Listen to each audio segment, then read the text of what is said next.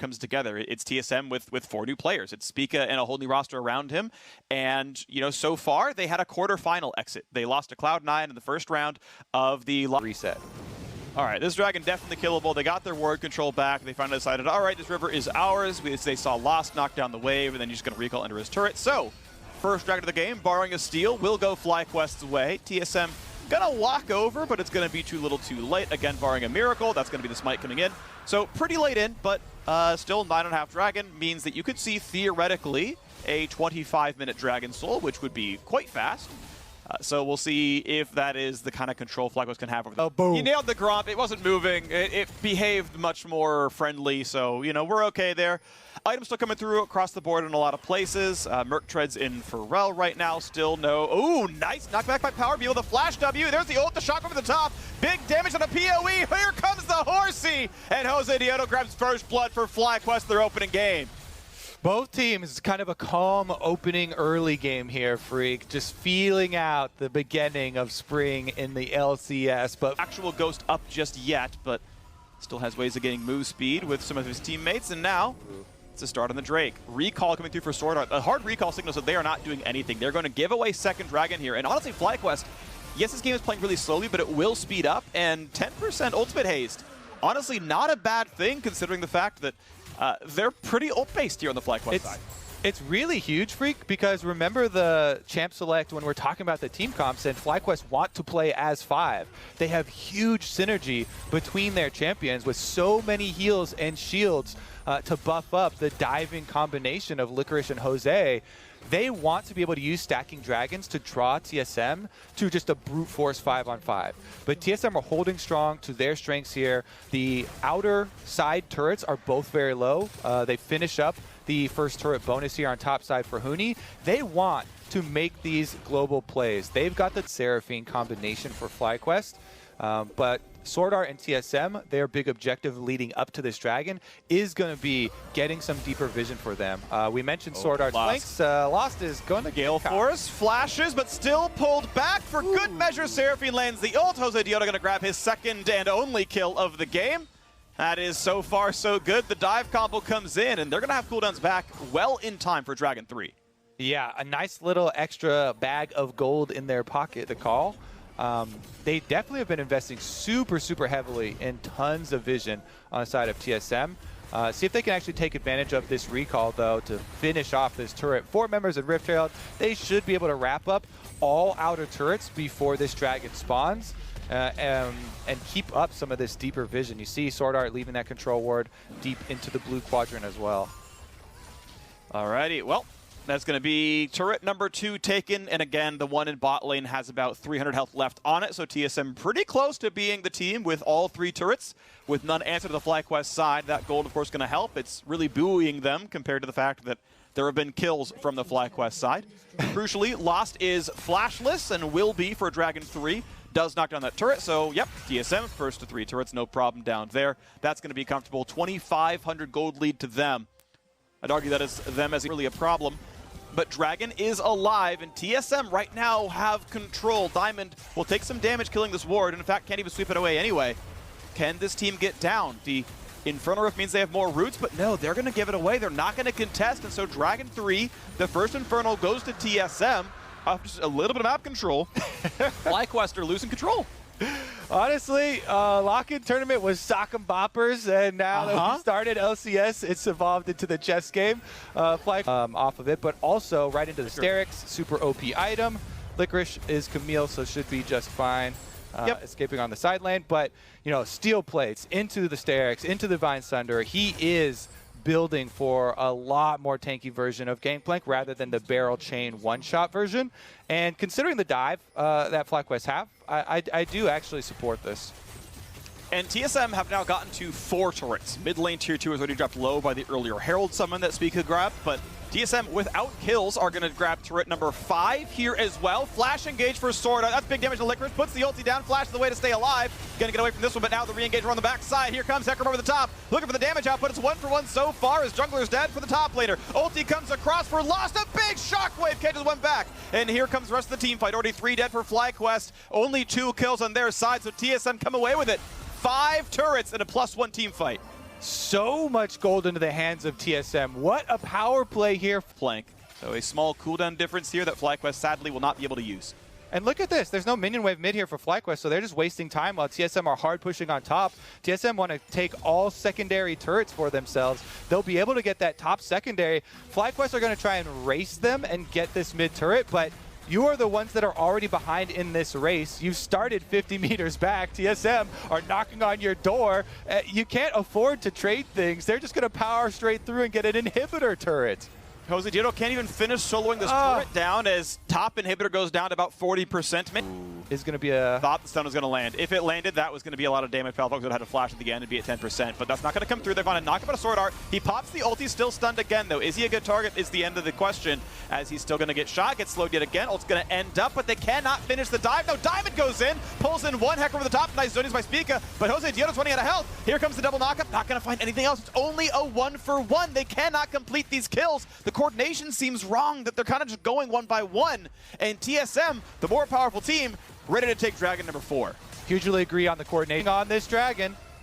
They do not have any ultimates but Licorice's. Spica has his. That's not very useful. FlyQuest, they don't have towards this Dragon. They might have a chance to get it. Yeah, their jungler's dead, which means Spica gets the easy ult. Oh, he's not going to ride it. He doesn't have flash. This could be an auto attack take. They're going to grab Drake number 3. Team fight comes in. Stun on the back line. Licorice wants it. Can he get the kill on Lost? He's getting pushed around. They find a single kill. A 1-for-1, but a 2-for-1 as they knock down the top laner as well. 2-1 FlyQuest plus the Dragon. This has been back and forth, and FlyQuest are getting close to the winning position here.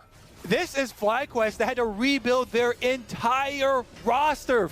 Again, pre-buff Banshees, it's 11.2, not 11.3. Still a good defensive option. He'll try to survive a bit longer. Third item comes through for Johnson as his Ceres is completed, so if those abilities do land, it'll be pretty good damage. And Licorice wants in, looks in for Lost, gets the ulti over the top, but no one is near him. They cannot shockwave, but it doesn't matter. Camille has a Trogath ult for a Q. Gets one kill, still gets killed under the turret, though. And now TSM look to re-engage. They don't need an AD carry. They've already lost him. There's the charm they wanted. There's the jump in right on top of Spica. Finally, a great shot for Johnson, and it deletes the TSM jungler. FlyQuest playing to their strengths. Team fight after team fight forced for them, running straight down mid, and Licorice comes. Ball, indeed. That's what we're looking for, but the barrels are going to be scary as well. You got to have someone take them down. Mostly it should be Seraphine. She's got good auto range and no auto attack damage, but careful because PoE lands a stun, and the ult's back up in a second. Stun on Ahuni. Second stun on Ahuni. Here comes the pushback as well. He's running out of HP. The exhaust is on. The shield is there, and they're going to kill him anyway. The flash just came too late. The Baron maybe gets a single extra kill. Even with that super tanky build for Gangplank, Jose Diodo, nice charge back off of the stun there from Diamond. Is able to knock him back into the team. They have Brute on the front line. Can they force Sword Art to ult? Not just yet. No stun just yet for PoE. Diamond at the front. Licorice waiting in the wings for his opportunity to go in for this one. If he can charge the Q, it nearly just one-shots the Alistar through the ultimate. It deals true damage. Wall comes in, only zones off Palafox. That's going to be fine. Shockwave onto 3, or sorry, the Alistar combo. Diamond just gets shut down. Licorice finds a single stun and goes in for Lost. Cannot quite one-shot him, but will get it at the end of the day. Shockwave does not catch Spica either. Licorice finds the stun towards PoE, takes down Alistar, looks for a bit more, finally gets shut down. But the fight can continue. As into the back line goes Huni. He's pretty tanky, but gets shut down by Jose Diodo. It's a 2v3, and the junglers are still alive. Jose does have smite, so does Spica, but Spica cannot get over the wall. They know where he is. It's Johnson's play to push him out, and this should be Infernal, so unless PoE can steal it by himself, otherwise there's no play. TSM kites back. Does Syndra steal? Can she make it happen? She cannot. An Infernal Soul goes to FlyQuest. Oh my goodness, most pivotal fight in the entire game, Freak, and I just can't stop laughing at where the Dragon was going deep into the jungle. Finally has a stopwatch. That's going to be incredibly important, and it will change the texture of these fights. But yeah, Licorice has been deleting misfortunes for the entire game now. Yeah, and it's great. They have a dive buddy, and we kind of talked about this when they're forming the composition. Teleport is ready here for Licorice, though. He's going to have to teleport in to stop this Baron. TSM are going to need to pull off. Yeah, they're letting Lost hit it a little bit longer. Finally, they are going to pull away, but now this could be a hard dive. Diamond comes in, pulls in a few, gets the stun, and Lost is just gone again! His life has been forfeit. 2 kills already. Looking for a third on the Sword Art. Looking for Huni as well. He's going to be slowed down. Licorice wants the chase. Can't quite find it. But guess what? There's no jungler alive. This is going to be a ghost into a swipe into the Rainbow 7 flare. Jose Diodo just doing so much work for FlyQuest. Latin America represent there with the R7 flash. Argentina coming up big here for FlyQuest, and this is going to be a run straight down the middle for them. Big team fight. They're able to scale through giant AoE for themselves off of those kills. They can just reset to go pick up Baron. Teleport for Huni and PoE. May Mary play. There's not a good teleport spot for them. Maybe a minion on top side and try and go for that Hail Mary barrel chain over the back or something. But it looks like TSM not going to even try that. FlyQuest will reap the rewards. And this is the first time in a very, very long time FlyQuest have had an actual gold lead. They just crested plus 100 as they knock down middle tier 2.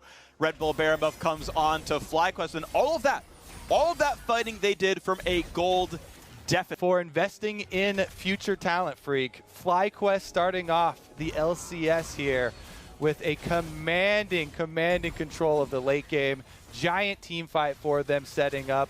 Palafox pushing away on this outer turret. They've got Baron, so closing this one up should be by the books. You've got a super jacked Camille. Nobody can answer Licorice, so it just means everybody else on FlyQuest has to play safe enough that TSM don't get a crazy engage. And you see Sword Art waiting in the...